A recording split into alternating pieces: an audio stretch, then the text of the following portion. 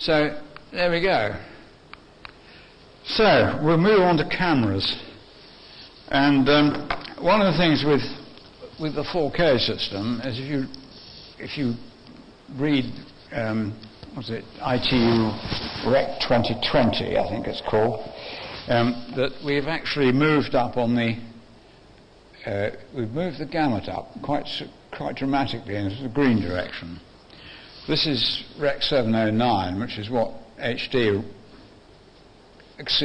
adheres to, and this is what 4K and 8K is supposed to be going. So we're moving towards more saturated colours, which is perhaps a good thing. And also, while we're on that subject, we're also moving possibly to higher bit.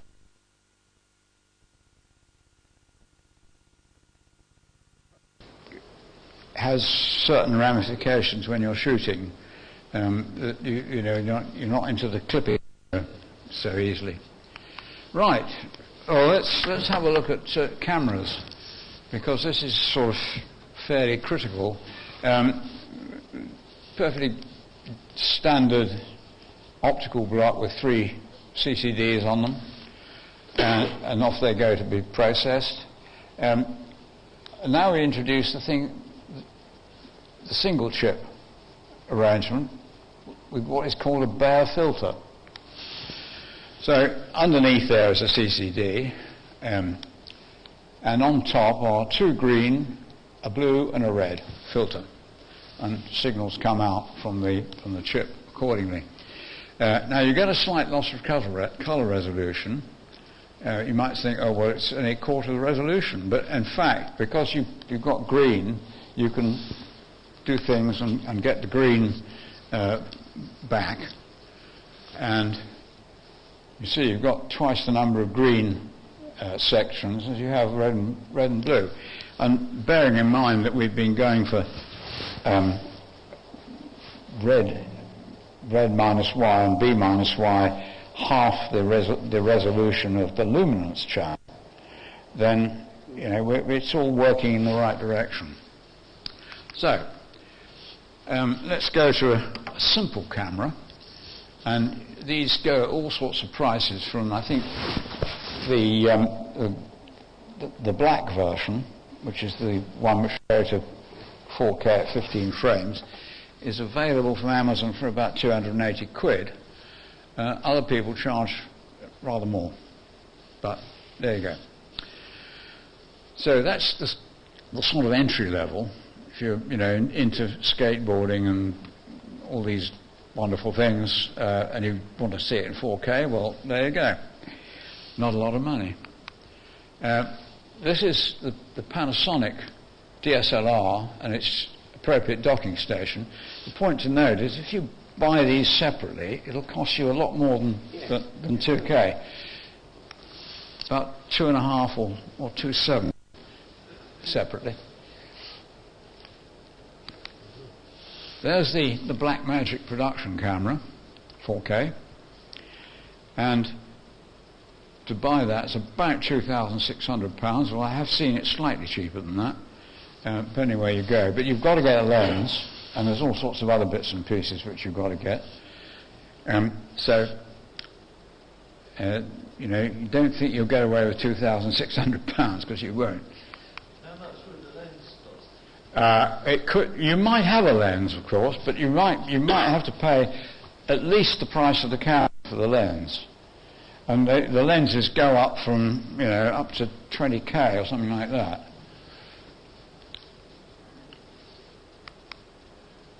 There's the camera loaded with all. I mean, there's a tasty lens. I mean, that lens Canon lens probably costs you, I don't know, what would you guess, Mike?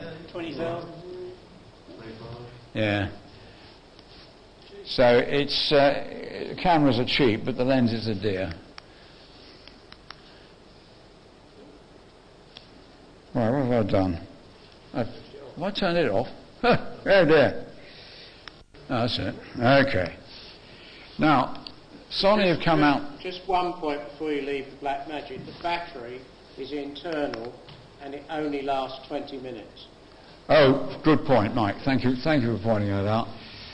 Is there a socket for an external battery? So you've got to buy an external battery. Yeah. If you want to keep, doing longer than 20 minutes. Not you any good, would it, Colin?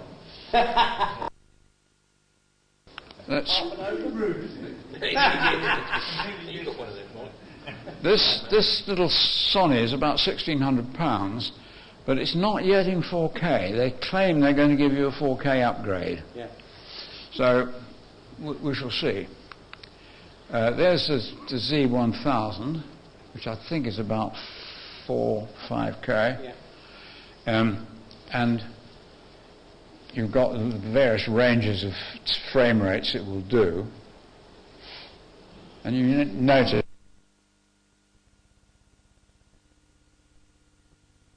get a lot on your memory stick. You've got a 64 gigabit by 2, and I don't know how much those 64 gigabit sticks are, but they're probably quite expensive. £300 each. £300? Yeah. Okay. They'll be down next week, I'm sure, but at the moment that's what they are, yeah.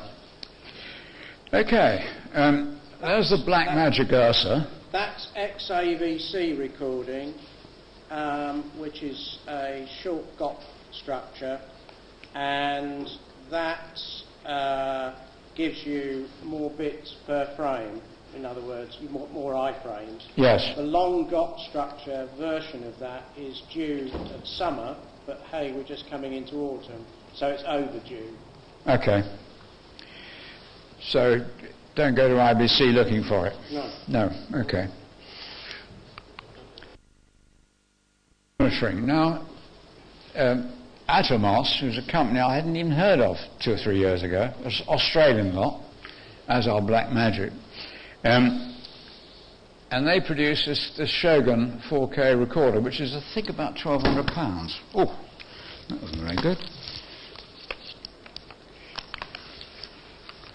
Just 1 minute while I clip myself up again. Okay.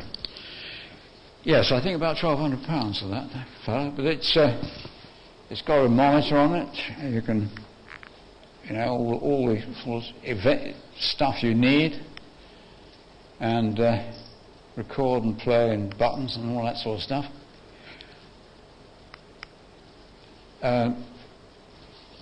These people, AJA, do a thing called the Kai Pro, which goes on the back of the camera. Well, they all do, I suppose, really. And there is a price there. It's about 3,000. I think it's about $3,500, or maybe it's $4,000. Can't quite read it from here.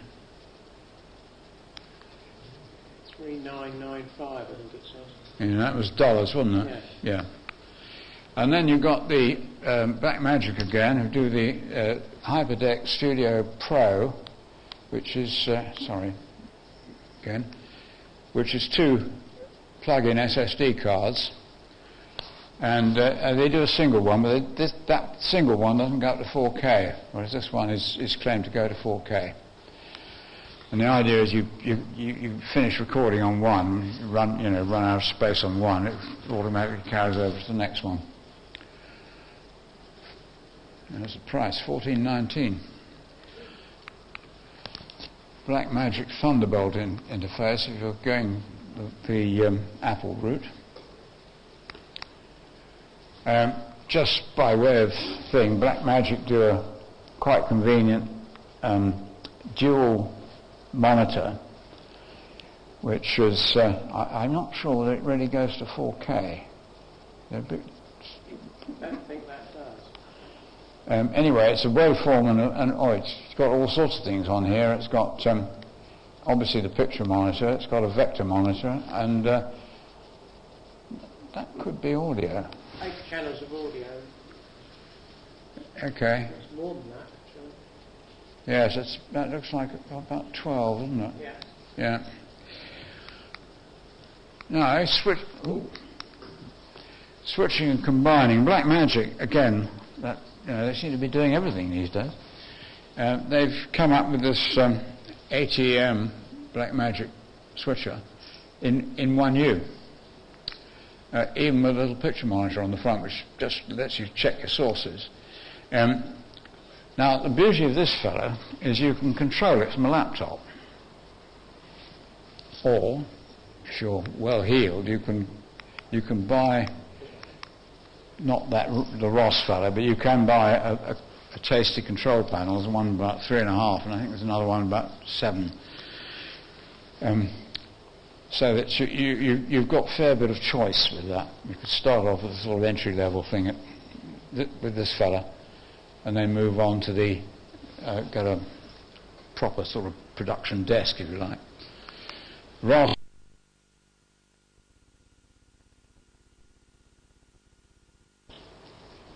probably got to be about 10k or more, and it's a 4-bank job.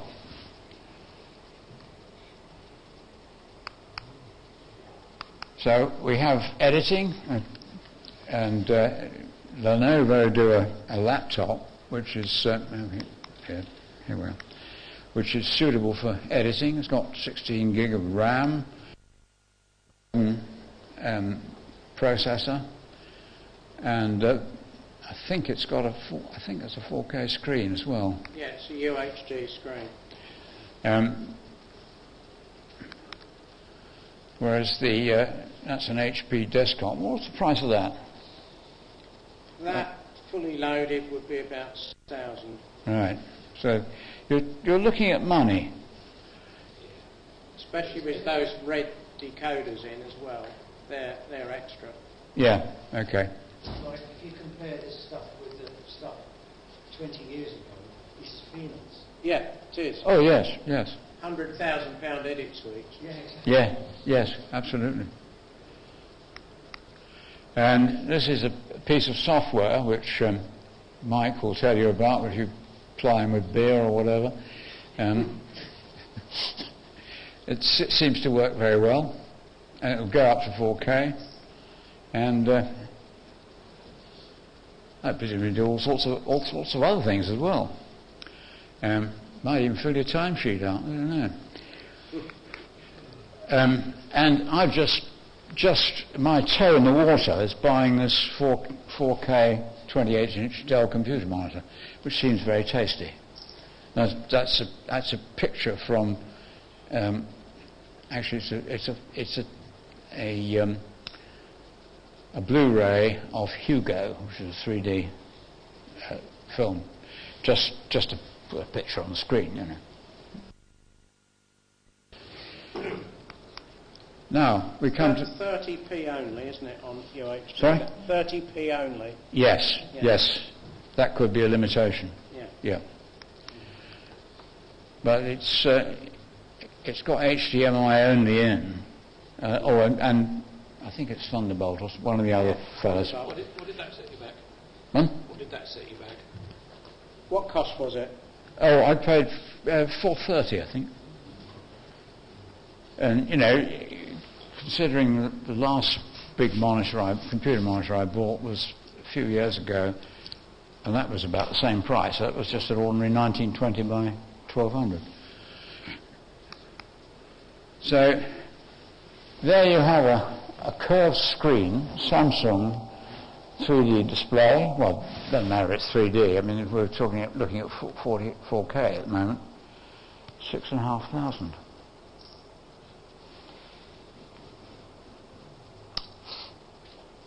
That's not OLED, by the way. That's ordinary LCD.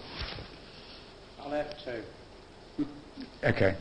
What? Oh, so you'll watch one? Right. There's an OLED, LG OLED TV. I couldn't comment on the content. I just had to be in John Lewis's and took the picture. Now, we're nearly there. The future.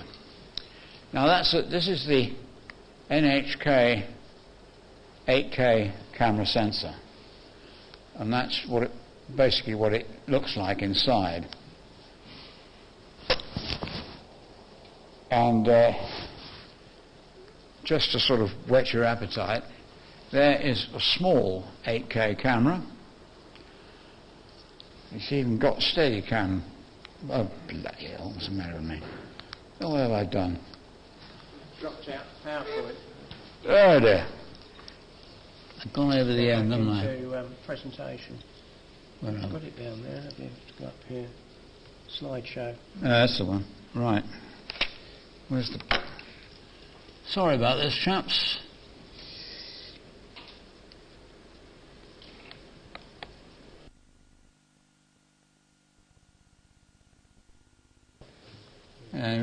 We want to start from...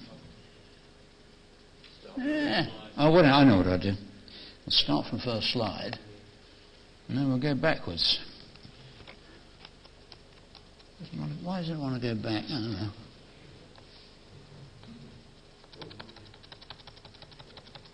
Oh, wait a minute. Where's the return? In case you forgot any of it, here it all is again. Yeah, it doesn't want to go. Oh, my machine goes backwards. Never mind. Just shut your eyes and it will go forwards.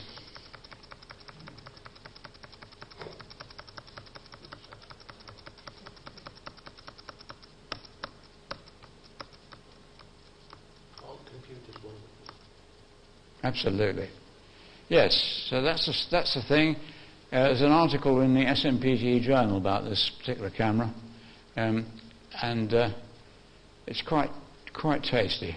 Quite a lot of good stuff in there, and it's about this big.